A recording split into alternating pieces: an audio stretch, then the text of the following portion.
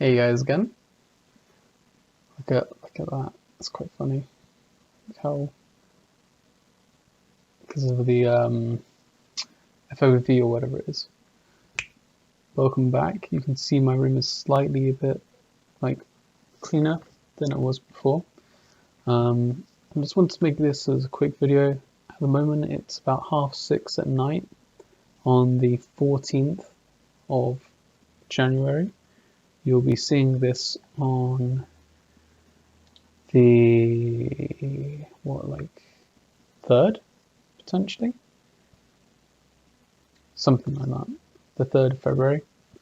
Hope you're all doing okay and hope you're all doing well. I hope your Monday morning is going all right. Hopefully this is good audio as well. I haven't got the microphone, even though it is right there. Just thought I'd do this one because I thought I'd make like a fairly quick video just talking about an idea that I had earlier on. So as you guys know, I've been doing this project management course and it's been very, very stressful. I've been essentially trying to do about, well, just for an example, this last week I've been working on one of them, like one of the courses of this project management course. And the course itself is about 13 hours and 40 minutes of video content. And so I sat down for the whole of the week and tried to do about 2 and a bit hours of video content, which because I'd get distracted and because I'd also pause it and make notes, and then often like that would lead to other thoughts, and sometimes I get distracted. It would mean that effectively I would spend the whole day just sitting there doing notes and not really even knowing if I was getting much out of it. And it kind of even got to the point where because I was making notes, I couldn't really, and because I was making quite a lot of notes, I couldn't really spend a lot of time actually like properly listening to the work. So I had to like fast forward it to like 1.25 times the speed, sometimes even 1.5 times the speed, just to get through the bits I kind of knew, so then I could start writing about stuff that I didn't really know as much. But I was trying to cover all of it. And this is the 4th course of the whole project. And I'd already learned most of the other stuff in the previous ones. And so it was kind of rehashing over old things, but in a new kind of way. And I just thought to myself, like, I sat there for the whole week feeling kind of like crap, not really like engaging and just thinking I'm just doing terribly. And then I did the exams at the end of it. And there was one that was a 252 question thing that literally took me the whole day. I stayed up until 6:45 in the morning just to finish it. And it was like I got like 58% in it. So I thought I would try a new thing where I said to myself, okay, no, I'll just play it for 1.5 times the speed, and then I'll just like I won't make any notes, and then I'll then get to the next bit. And if I watch it at 1.5 times the speed, and I do essentially about 4.5 hours worth of videos, which then if it's at 1.5, then it's 3 hours worth of videos per day. Because this one is 21 hour, 50-minute like total videos. I was thinking, okay, well that would kind of track with the time well, because like as I'll show you, I've been in order to actually get this project management thing done, I've broken things down into kind of almost ridiculously small pieces. Not ridiculously, but a little bit, yeah. So then if you can see that, you see like the red ones. The red ones are all the kind of dates for when I need to finish things. So we're on the 14th, if you can see that. And yeah, effectively like the red is just because this is obviously all flipped. The 14th is, oh no, it's not actually. Yeah, the 14th is today, and then it will go along like this, and then it'll be the next week. And each of these is like the red ones are like the dates where I'll finish the next course and move on to the next thing. So I've got 9 days to do this course. And so I set myself up to go, okay, well, the first one didn't really work. You were just kind of going over things you kind of knew, but yeah, weren't really doing it. And then I was like, okay, well, no, I'll still watch all of the videos, but this time I'll just, I'll watch them and like kind of passively absorb them, and then I'll then have 4 days of doing that, and then 5 days, or 5 days of doing that and 4 days doing something else. But regardless, 4 or 5 days after, for the 9 days, that can be just done focusing on like the question cards and stuff. But then I then thought to myself, I was sitting here watching, I was like, well, this is kind of all content I've covered anyway. For reference, I just done the course, the KPM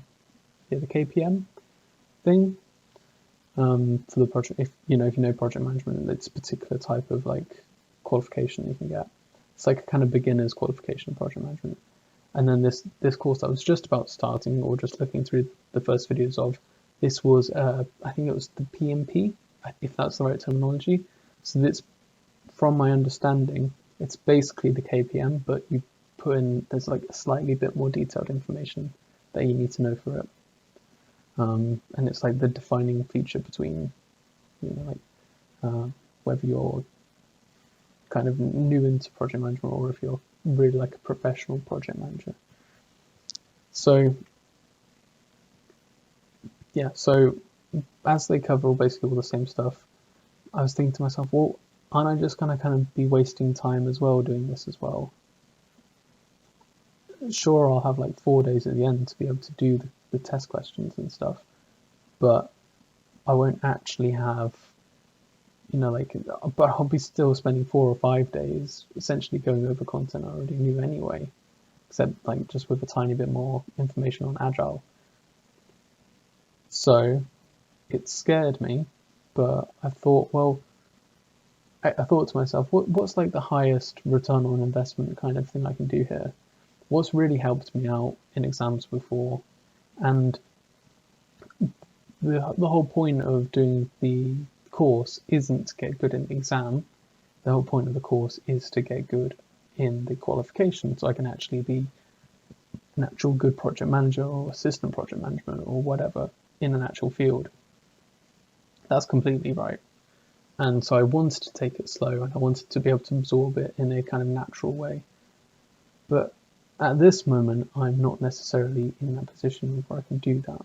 And I think I've got a fairly good enough grasp about the totality of it, at least in this kind of introduction, before I actually physically engage with it as a job.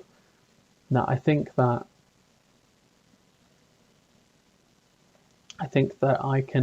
the highest return on investment I can make now is just doing kind of really optimizing for the exam, especially given my time constraint.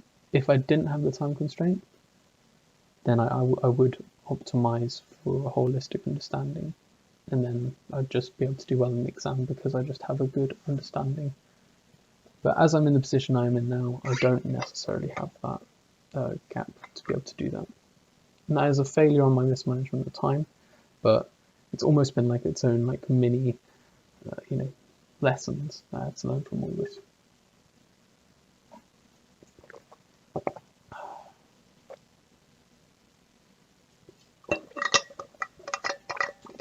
So my new plan is that I'm going to make notes on these Agile specific areas, and then from there I will then look at the other courses, see if there are any overlaps with other things, and then I'll then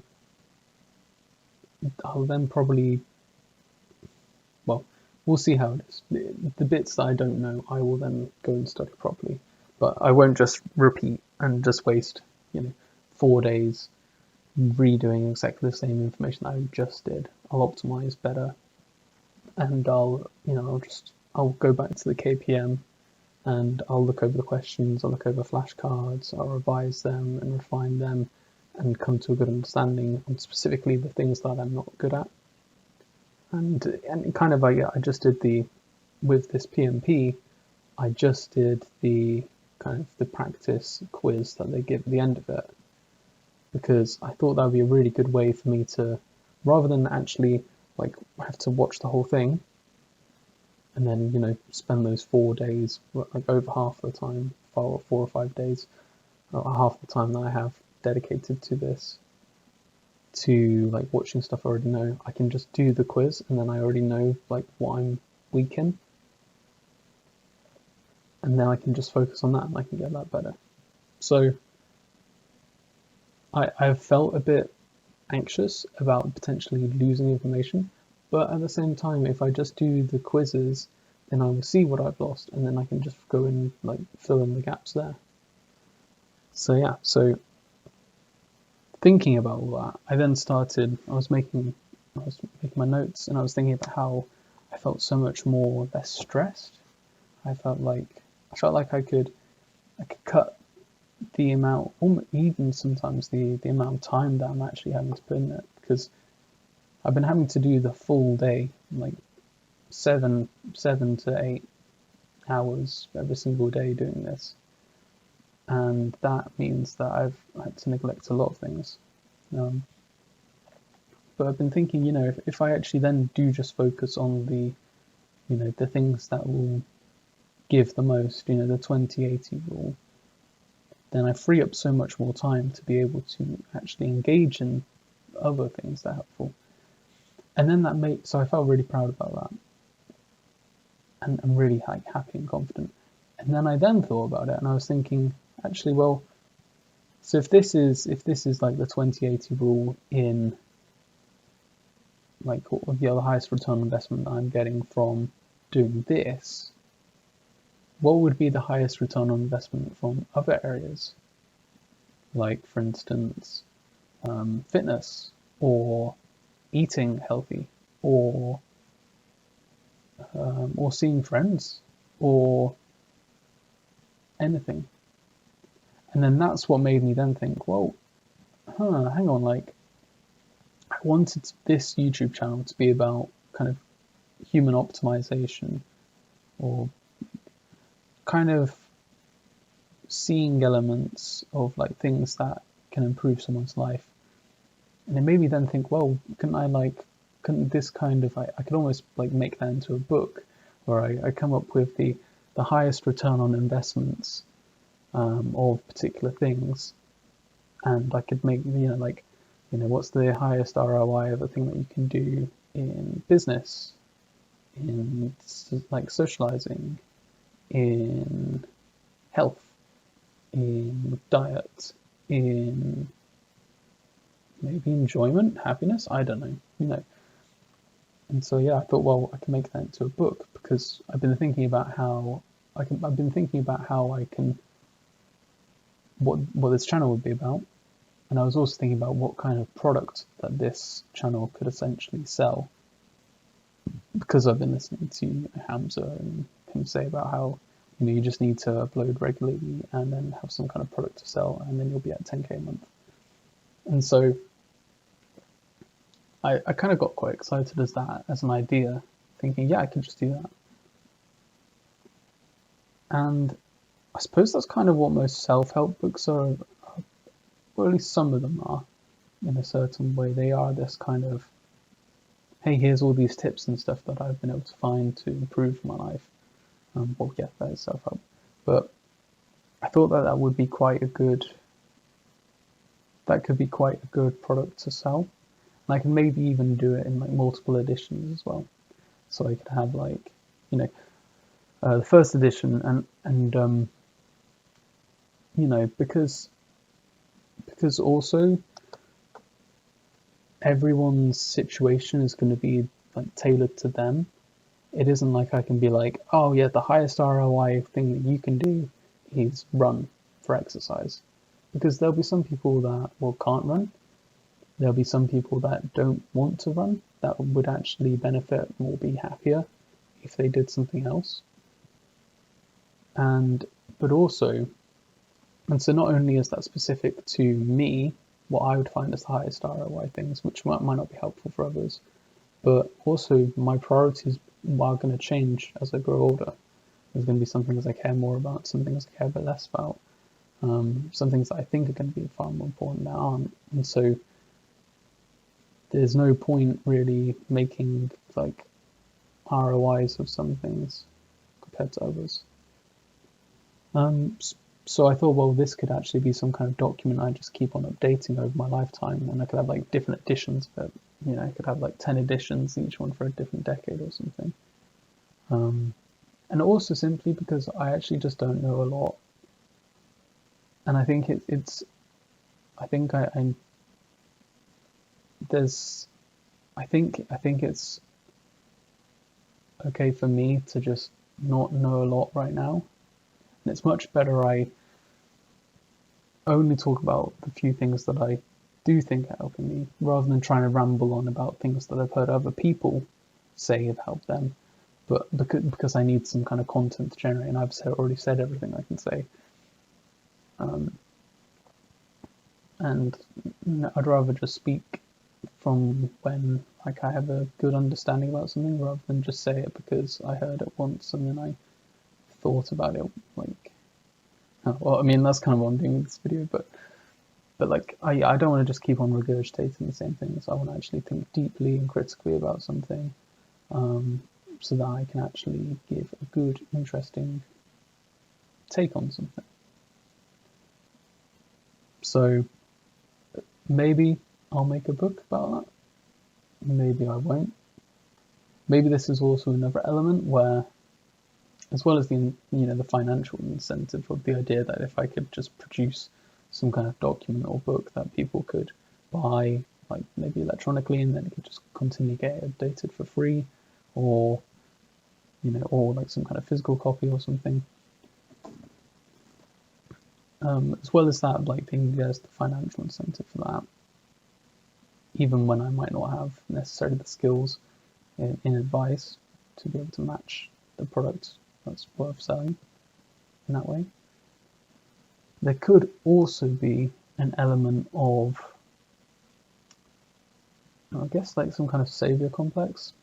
The idea that I'm here on a crusade to essentially make everyone think like me and, use my resources.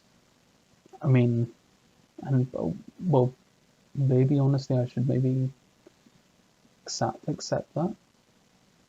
I mean, it might not be the case, but it could also be the case. So, what I do know for certain, though, is that I really enjoy teaching things. I enjoy sharing information and showing other people's perspectives, and just like how wonderful some things really can be about the world. That's something that I really, really enjoy, and that's something that I wanted to be a primary school teacher because I like lecturing people about stuff, as you probably know if you watch these videos. In virtue of making these videos. So, and if you know me in real life as well, anyway. So, I think there's an element of that in these videos and the purpose of this YouTube channel. But then I also caught myself just now, like only about half an hour ago, and I was like, well, but do I actually really care about trying to make everyone like me?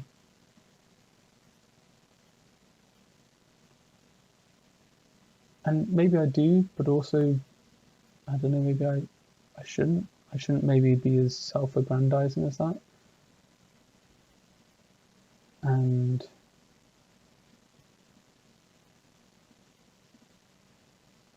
maybe actually I just wouldn't even like selling some kind of product. Like maybe it wouldn't be that fun to have this as a job compared to just spending all my time like making something artistically amazing.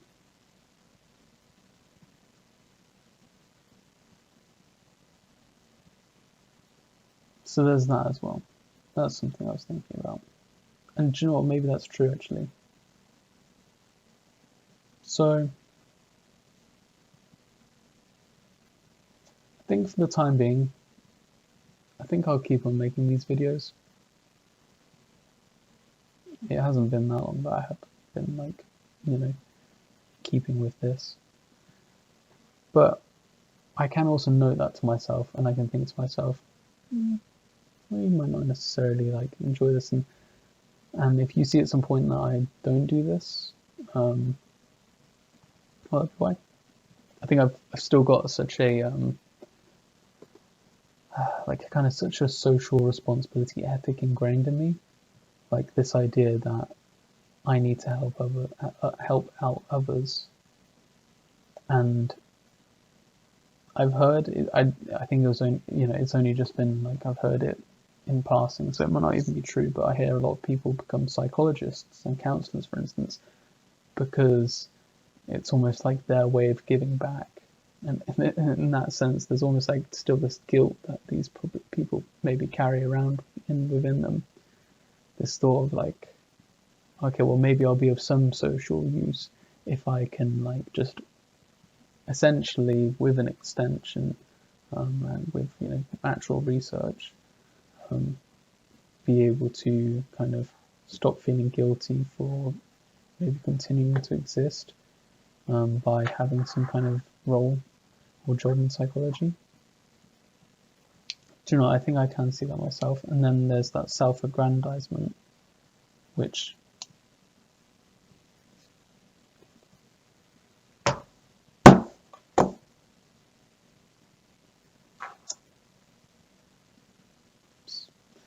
I don't like killing things, but for some reason I just didn't have my I didn't have any tolerance. I think it's because it was buzzing around my face for 7 hours last night. But no, I can definitely see that in myself actually, like this kind of idea of like a self-aggrandizement, thinking I can be some kind of like great savior, and almost perhaps there's like that kind of sense of guilt. Because I don't know if I've ever told this story before, but I once asked my dad, I was like, why do you, like, you're in a position where, like, because he's a town planner, and I was very confused about why he didn't move to, like, a private, private planning or something, because it pays more. But he said that it was, like, I think he said something like it was an unethical thing to do because, you know, if everyone did that, then town councils would be underfunded, and like it would all kind of just turn to shit or something. And that really stuck to me, the fact that he would be willing to sacrifice having more money for being able to like help the whole of society more. And I think I probably always like carried that idea around in my head that almost I should be like sacrificing something of my own for the betterment of everyone else. Which isn't to say that that's necessarily a wrong thing to do, neither is it to say that it's necessarily a right thing to do. What it is to say is that I've been working, like I've been thinking that the only jobs I can do that are valid for me to do are jobs where I have to kind of give back to people in some way. And maybe I've been maybe in some ways that I don't actually really deep down care about doing.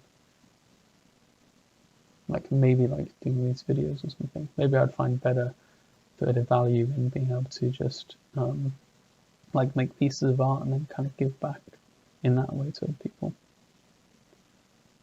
So yeah, I know that's just a reflection on some of the thoughts I had. Essentially that maybe I'll make a book about human optimization, but also maybe I won't. For what I said there. Yeah, just a bit of a reflective thought. You know, I hope you guys are doing well. Yeah, I hope things have been going well with you. Yeah, I'll see you guys in the next video then.